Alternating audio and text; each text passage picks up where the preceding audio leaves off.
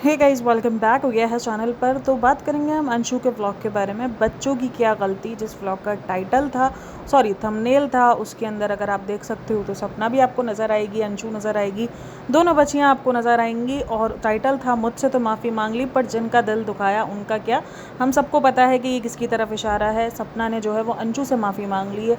अगर आप snappy girl को फॉलो करते हो तो आप सबको पता होगा कि कितनी भयंकर किस्म की कंट्रोवर्सी चली थी, जिसके अंदर सपना ने बहुत सारे एलिगेशंस जो अपने ससुराल वालों पर भी लगाए थे और उसमें अंशु पे भी लगाए थे, जिसको इसने अपनी बेटी कहा था और जिस पर मतलब एक भयंकर किस्म के लोगों को पता नहीं क्यों ऐसा फील हो रहा है कि ये एक नॉर्मल सास बहू वाली लड़ाई थी। ये नॉर्मल सास बहू वाली लड़ाई से ज़्यादा ये एक दूसरे की इज्जत पे वार था, ठीक है, जहाँ पर अंशु को लेकर बहुत मतलब गंदी गंदी बातें कही गई थी, ठीक है, सपना की तरफ से कोई नॉर्मल कन्वर्जेशन नहीं हुई थी, नॉर्मल एलिगेशंस नहीं थे जिसको लोग कहेंगे कि लेट गो कर दे भाई। उसने अगर एक सॉरी बोल दिया, क्या एक सॉरी करने से जो समाज में इज्जत गई है वो वापसी आ जाएगी?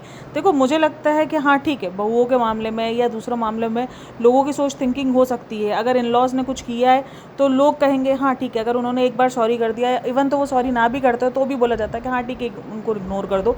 लेकिन गलत वो भी होता है, गलत गलत ही है। चाहे अगर बहू पर इल्ज़ाम लगाया जाए या बहू ससुराल वालों पर एलिगेशन लगाए, और वो बाद में अलग किस्म के, मतलब अभी मैं अंशु का कमेंट सेक्शन देख रही हूँ, वहाँ पर इस बच्ची को बहुत ज़्यादा गालियाँ लिखी जा रही है, नेगेटिव लिखा जा रहा है, अरे यही फसाद की जड़ है, यही ऐसी है। यानी अब भी लोग ये एक्सेप्ट करने को रेडी नहीं है। देखो, अगर एक इंसान गलत नहीं, कुछ लोग बोलेंगे यहाँ पर बहुत सारे लोग गलत नहीं होते फिर भी माफ़ी मांग लेते हैं, मैं मानती हूँ बहुत बार माफ़ी मांग ले जाती, बहुओं को तो वैसे ही माफ़ी मांगने के लिए। लेकिन ये वो बहू है जो अलग हो चुकी है, जो अपना घर अलग बसा चुकी है, जो अपने घर में जाके अलग रहना शुरू हो गई है। अब कुछ लोगों का मानना ये भी है कि शायद ये केस हार रही है जिसकी वजह से इसको डर लग रहा है। पॉसिबल कुछ भी है, कुछ भी चांसेस है। लेकिन अगर एक इंसान माफ़ी मांग रहा है, बहुत अच्छी बात है। हम उसकी माफ़ी को अगर और मगर वाली सिचुएशन में नहीं डालते, हम उसकी माफ़ी को दिल से तस्लीम कर लेते हैं कि हाँ यार वो दिल से माफ़ी मांग रही है।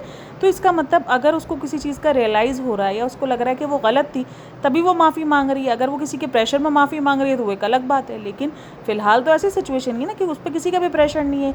अगर वो सिचुएशन उसकी ख़राब है तो वो ख़राब यही सिचुएशन है कि उसको एहसास हो गया अपनी गलती का कि वो गलत थी, उसने गलत बोला है। अभी भी जब वो बातें कर रही थी अंशु से और अंशु ने बोला कि आपने जो मेरे बारे में कहा, स्लट शेमिंग की है, ये सब कुछ किया है, तो उस टाइम पर भी अगर आप उसके फेस एक्सप्रेशन देखोगे तो वहाँ पर आपको फील होगा कि वो गिल्ट में गई है कि उसको ये सब कुछ नहीं करना चाहिए था। तो उसका मतलब अगर सामने वाला इंसान गिल्ट में है तो उसका मतलब वो गलत है, उसको फील हो रहा है गलत। अब कुछ लोग बोलेंगे यहाँ पर उसको गलत फील करवाया जा सकता है। कौन करवाएगा उसको गलत फील? जब ऑडियंस भर भर के उसको नेगेटिव चीज़ें लिख रही थी, जब घर भर के उसको बोला जा रहा था, जो उसके सपोर्टर्स थे वो भी एक टाइम को लिखने को बोल रहे थे कि सपना तुम यहाँ पे गलत हो, तब वो समझने को रेडी नहीं थी, तब वो किसी चीज़ को, तब लोगों ने कहा कि हो सकता है वो गुस्से में। देखो, गुस्से के अंदर जो एलिगेशंस लगे, अब इस बात की कहाँ गारंटी है? जो लोग लिख रहे हैं माफ़ कर दो, माफ़ करने वाला बड़ा होता है, कि कल को उसको दोबारा गुस्सा आएगा और दोबारा गुस्सा नहीं आएगा और वो दोबारा ऐसे एलिगेशंस नहीं लगाएगी। इंसान तो वही है ना जो एक बार की गलती से सीख जाए। इसके इन लॉज ने जो सहा है वो उन्होंने सहा है, ठीक है, उन्होंने एक तो 2 बच्चे खोए। मैं नहीं कहूँगी कि कोई सपना का दुख कम है, सपना ने भी अपने 2 हस्बैंड खोए हैं अपने इतनी छोटी उम्र में। जो उसने सहा है वो भी कोई छोटी चीज़ नहीं है। उसके बच्चों को उसने अकेले पलते देखा। आज जब उसके बच्चे अपने बाप की तस्वीर को देख के जिस तरीके से कर रहे थे, वो मेरे लिए बड़ा इमोशनल मोमेंट था। मतलब मुझे बहुत फील हो रहा है। मैं नहीं कहूँगी कि सपना 1% भी यहाँ गलत है या सपना को ये चीज़ फील नहीं हुई होगी या सपना जो है वो नहीं। मैं मानती हूँ शायद सपना की जो फ्रस्ट्रेशन थी उस टाइम पर वो उस वक्त शायद इन्हीं सब चीज़ों को लेकर थी, क्योंकि वो जो सह रही थी, वो जो कर रही थी, वो शायद फ्रस्ट्रेशन थी।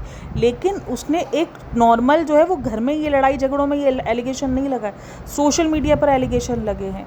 और सोशल मीडिया पर एलिगेशन लगने का मतलब है जहाँ आपके 100 लोगों से ज़्यादा 100 लाख लोगों को, मतलब लाखों लोगों को पता है कि ये सपना के सास ससुर है। और इसमें से कितने लोगों ने इस बात पर यकीन भी किया था कि हाँ भाई इसका ससुर हो सकता है इस किस्म का। उसकी इज्जत पे वार किया गया है, चाहे वो बहू की इज्जत पे वार किया जाता है, चाहे वो इसकी इज्जत पे वार किया जाता है, गलत गलत ही है। लेकिन एट द एंड शायद उनको टाइम लगेगा अभी इस चीज़ों को सॉर्ट होने में, उनको समझने में कि हाँ भाई वो ठीक है। अभी तो वो डरे में, अभी तो उनको ये लग रहा है शायद केस चल रहा है। कोई भी इंसान होगा उसके दिमाग में सीधा यही आना है कि भाई जो कल तक इतनी टेढ़ी बनी हुई थी, जो इतना ज़्यादा बवाल मचा रही थी हर एक वीडियो का, हर एक चीज़ का, आज वो अगर केस की तरफ से कुछ ऐसा हो रहा है जहाँ पर उसको ये फील हो रहा है कि भाई कुछ ऐसा चल रहा है जहाँ पर मैं केस थोड़ा सा मुश्किल हो सकता है मेरे लिए, वहाँ पर वो चेंज हो रही है, तो ये दिमाग में सबसे पहले आएगा कि भाई ये केस की वजह से चेंज हो रही है। ये एक नॉर्मल थिंकिंग है जो हर एक इंसान के दिमाग में आती है।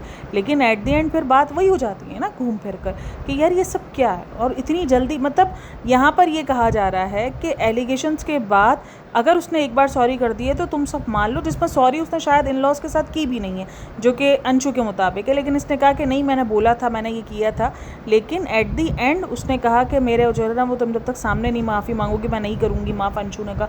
तो उस पर भी लोग लिख रहे हैं अरे मतलब अभी भी हम इन सब चीज़ों से बड़े माफ़ी कैसे मांग सकते हैं। यही तो हमारी थिंकिंग है ना कि बड़े कभी गलत नहीं हो सकते, भले वो छोटों के साथ कुछ भी कर ले, लेकिन वो माफ़ी क्यों नहीं माफ़ी मांग सकते भाई। अगर बड़े गलत हैं और बड़ों ने इतनी भयंकर किस्म की गलती की है तो क्यों माफ़ी नहीं मांग सकते। छोटे क्यों माफ़ी का हक नहीं रखते? क्यों? क्योंकि वो छोटे हैं इसलिए वो हक नहीं रखते इज़्ज़त का, या उनको हक नहीं है जो है ना वो छोटे हैं तो वो अपनी सेल्फ रिस्पेक्ट को रख सकें। ये कौन सा है? मतलब हम अभी भी इसी वो जो है वो सेंचुरी में जी रहे हैं जहाँ पर ये बात है कि वो बड़े हैं, वो माफ़ी कैसे मांग सकते हैं। अगर बड़े गलत हैं तो बड़े भी माफ़ी मांगेंगे। उनकी इज़्ज़त करना अलग चीज़ है, लेकिन इज़्ज़त का मतलब में ये नहीं आता कि कोई आपके साथ कुछ भी गलत करके चले जाए और आप बस छोटे छोटे होने का और बड़े बड़े होने का कि नहीं भाई बड़े बड़े मतलब बड़े हैं तो उसका मतलब वो आपको मार के जा सकते हैं। अगर आपके घर में कोई बड़े हैं जैसे आपके सास ससुर है, वो आपको मारने का हक रखते हैं क्योंकि वो तो बड़े हैं। फिर इस हिसाब से तो अगर सपना के साथ भी जो हो रहा था, ये सपना के साथ भी जो उसके सास ससुर कर रहे थे, वो बड़े थे, उनको हक बनता था नहीं सब कुछ करने का। बड़े तो बड़े ही हैं, फिर बड़े तो फिर हर हाल में सबको देखना पड़ता है। फिर ये डबल स्टैंडर्ड हमें बंद करना पड़ेगा ना कि हम अंशु को बोले कि ये बड़े हैं, ये कुछ भी कर सकते हैं, लेकिन सपना को देखकर नहीं नहीं नहीं नहीं ये तो गलत है, वो बड़े हैं, इसका मतलब ये थोड़ी है कि वो सब कुछ करने का हक रखते हैं, वो हर एक जुल्म करने का हक रखते हैं। तो सेम बात सपना पे भी लागू होती है। जो हुआ है, जो कीचड़, जब जिसने ये कंट्रोवर्सी देखी है उस सबको पता है कि कितना भयंकर किस्म का कीचड़ उछाला गया था, कितना भयंकर किस्म की कंट्रोवर्सी क्रिएट की गई थी। ये कोई छोटी मोटी कंट्रोवर्सी नहीं थी, ये कोई घर की सास बहू की लड़ाइयाँ नहीं थी कि जहाँ पे सास ये ताने दे रही है, बहू ये ताने दे रही है, बहू ने ये किया, चलो सास उसन ने मार लिया, ये सब कुछ कर लिया। ये मारने तक की भी स्टोरी नहीं थी कि मुझे मारा किया। शायद मारने के बाद भी हो सकता है कि बंदा ना एक टाइम को बोल देता है कि नहीं यार मैं गुस्से में थी, मैंने गलत समझ लिया। यहाँ पर एलिगेशंस इज्जत पे हाथ डालने वाले थे, यहाँ पर एलिगेशंस बच्चे के लिए थे कि मुझे बच्चा पैदा करने के लिए फोर्स किया जा रहा है, मुझे IVF करवाने के लिए यहाँ पर जो गंदे से गंदा एलिगेशन होता है वो लगाया गया है। लोगों को ये नॉर्मल कैसे लग रहा है, और अंशु को किस बात का कॉल आउट किया जा रहा है कि ये नागन नहीं डसने देगी। ये नागन होती कौन है? ठीक है ना, जिसको आप नागन कह रहे हो, जिसको आप कह रहे हो, ये होती कौन है किसी को रोकने वाली? मतलब क्या वो पोतियों से ज़्यादा हक रख गई है? नहीं रखी है ना। हाँ ठीक है, कुछ टाइम के लिए शायद वो डोमिनेट कर सकती है सबको, और एक डोमिनेट बिहेवियर वो उसका दिख सकता है, डोमिनेटिंग बिहेवियर उसका दिख सकता है, वो शायद सब पर हुकूमत भी एक टाइम तक कर सकती है। लेकिन एट दी एंड जिसका जो हक है वो हक कैसे किसी का छीन सकती है? जो हक इसका है, जो प्रॉपर्टी उसके माँ बाप के नाम पर है, आरोही के, वो कोई कैसे छीन सकता है? हाँ, वो अगर प्रॉपर्टी ले सकती है तो वो सास ससुर के नाम वाली प्रॉपर्टी ले सकती है, बाकी जो उसके फादर की प्रॉपर्टी वो लीगली तौर पर उन्हीं की रहेगी, जो उसके वारिस हैं वही। भाई जो अंशु की रिकॉर्डिंग आई थी, जो सपना ने रिकॉर्डिंग दिखाई थी अंशु की, वहाँ पर भी अंशु इसी के ही साथ देती हुई नज़र आ रही है। मतलब मुझे आज तक अंशु के अगेंस्ट की कोई ऐसी रिकॉर्डिंग नहीं मिली जहाँ अंशु जो है वो सपना के बारे में कुछ बोलती हुई नज़र आ रही हो कि हम इसको घर में नहीं घुसने देंगे, मेरा प्लान है कि मैं इसको घर से बाहर निकाल दूँ। लेकिन वहाँ पर सपना जो है वो बहुत बार एक्सपोज हुई है, बहुत बार उसी के ही लोगों ने, करीब के लोगों ने इसको एक्सपोज किया और बहुत भयंकर वाला एक्सपोज किया। और जो सपना के फॉलोवर्स है, देखो हम भी चाहते हैं कि ये सब एक जैसे हो जाएं, जो बच्चे हैं उनको दादा दादी का प्यार मिले, वो उधर जाके खुश रहते हैं। कोई भी नहीं चाहता कि ऐसा कुछ हो कि ये सब अलग अलग रहें, ये सब इतनी गंदी ज़िंदगी जिए, कोई नहीं चाहता है। लेकिन एट द एंड हमें भी सामने वाले की सिचुएशन समझना होगा। हम उसको ये फोर्स कर सकते हैं कि अगर सामने वाली ने एक बार माफ़ी मांग ली तो तुम भी पैरों में पड़ जाओ, नहीं होगा। हर किसी को टाइम लगेगा, हर किसी को उसको टाइम देना होता है, और मुझे लगता है कि सपना भी वो टाइम दे रही है, सपना भी वो टाइम खामोशी से दे रही है। आज का वीडियो जो सपना का मैंने देखा था, जो सपना का भी इसके बाद का ही वीडियो आया था, मुझे उसमें सपना काफ़ी पॉजिटिव लगी कि नहीं यार वो मतलब वो थोड़ा सा ट्राई कर रही है, ठीक है टाइम लगेगा। हाँ, अगर बहुत टाइम बाद भी जाकर वो समझने को रेडी ही नहीं है, अगर सपना जो है वो इतना सब कुछ चेंज हो गई है, वो अपनी गलतियों को मान चुकी है, हर एक चीज़ हो चुकी है, लेकिन सामने वाले एक्सेप्ट करने को रेडी ही नहीं है, तो फिर हम उनको भी कॉल आउट करें कि भाई अब तो वो मान रही है ना, मतलब अब तो तुम अपना बड़प्पन दिखा सकते हो। लेकिन हम एक बार की माफ़ी पर या एक बार के सीख होने पर ये नहीं बोल सकते तुम अपना बड़प्पन दिखा दो। भाई उन्होंने जो सहा है उन्होंने सहा है। इसी तरीके से हम सपना को भी नहीं कह सकते थे कि अगर वो माफ़ी मांग रहे थे तो तुम उनको एक बार में, भाई उसके ऊपर गुजरी है ना, उसका ड्रामा था वो, अगर वो झेल रही है उसको पता है, जिसने झेला है वो जानता है कि उसने क्या झेला है। चाहे वो सपना हो, चाहे वो उसके इन लॉज हो, चाहे वो अंशु हो, गलत तीनों के साथ हुआ है। तीनों से ज़्यादा मुझे लगता है जो सबसे बड़ा लॉस है वो सपना का और उसके माँ बाप का है। सोचो उस माँ बाप की सिचुएशन और सपना की सिचुएशन भी, लोगों को लगता है नहीं सपना की सिचुएशन सब ओके है, लोगों का मैं बोलती हूँ जो उसके माँ बाप है उनके पास तो 2 ही औलादें थी ना। सोचो दोनों जवान औलाद है, एक जवान औलाद का जनाजा उठाया फिर दूसरी जवान औलाद का जनाजा उठाया, मतलब सोचो 2 जवान औलादों के जनाजे उठाए हैं, वो उनकी ज़िंदगी पे कितना भारी गुजरा होगा ना। एक लड़की जिसने 2 हस्बैंड्स को जाते हुए देखा है, सोचो एक बार उसकी ज़िंदगी टूटी, उसको लगा कि ज़िंदगी ख़त्म है, दूसरी बार जब उसको ज़िंदगी ने चांस दिया, जब उसकी ज़िंदगी में खुशियाँ आई, उसको लगा हाँ अब सब ठीक है, अब मैं ज़िंदगी को शायद लंबे अरसे तक जी सकती हूँ, मैं ये खुशियाँ डिज़र्व करती हूँ, मैं हस्बैंड का सुख डिज़र्व करती हूँ। लेकिन कुछ टाइम बाद वो भी चला गया तो उसकी भी ज़िंदगी पूरी तहस नहस हो गई। सपना ने भी, हाँ जो एलिगेशंस लगाए वो सपना ने भी गलत लगाए हैं, लेकिन एट द एंड सपना भी बहुत ज़्यादा उससे गुजर रही थी, कंडीशन से गुजर रही थी। उस टाइम पर बहुत सारे लोग बिखर जाते हैं और ये लोग भी बिखर गए।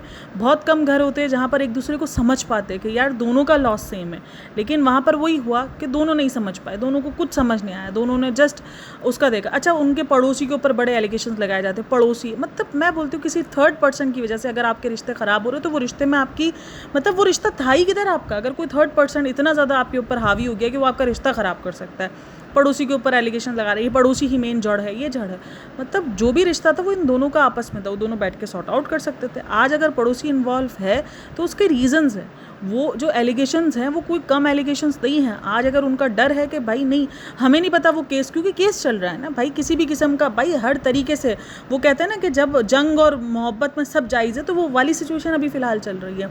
कुछ नहीं पता, अपना केस जीतने के लिए सामने वाली पार्टी भी कुछ कर सकती है और ये भी कुछ कर सकते हैं, मतलब वो कोई भी ऐसा प्रूफ, कोई भी ऐसा मतलब कुछ भी तरीके से वो ऐसा दिखा सकते हैं कि भाई देखो ये हम अपनी बात में सच्चे हैं। तो दोनों ही इस वक्त एक दूसरे को शक की नज़र से देख रहे हैं, चाहे सपना देखे चाहे वो देखें, दोनों ही एक दूसरे से डरे हुए हैं।